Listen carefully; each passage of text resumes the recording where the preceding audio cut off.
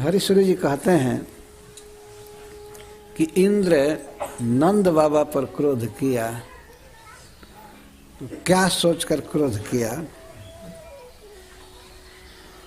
ये बड़े ही सुंदर भाषा में कहते हैं। इंद्र सोच रहे हैं कि इसके पास एक भगवान है, एक कृष्ण भगवान है। मान लीजिए जिसको भगवान मानता है, एक भगवान है ये इंद्र। एक भगवान का अर्थ है एक भगवान, जो स एक भगवान, और मैं सहस्र भगवान हूँ।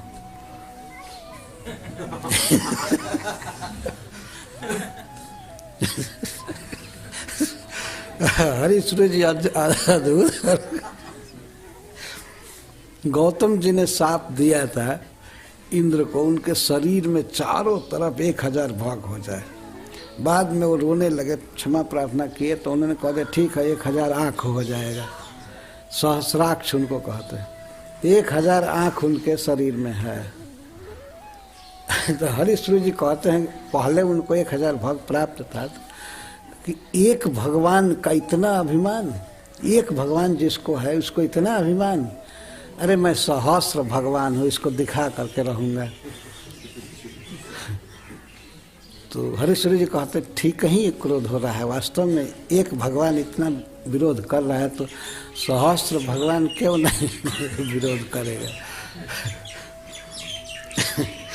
जदेक भगवान अयम भुवि भवति, पृथ्वी पर एक भगवान है और अहम सर्वतः सहस्र भगवान,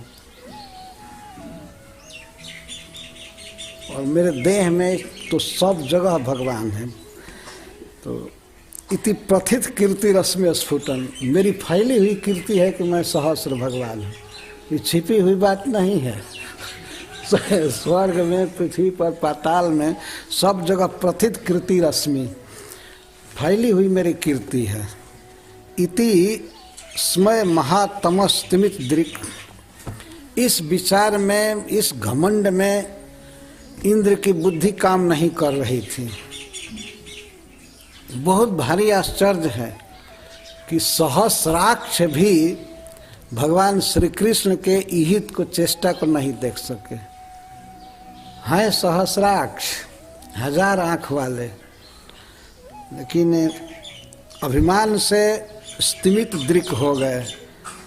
इति स्मय महास्तमः स्तिमित दृक् सहस्रे क्षणो अपि जाल्म पद भाग अभूत ध्रुवमलक्षिते से हित।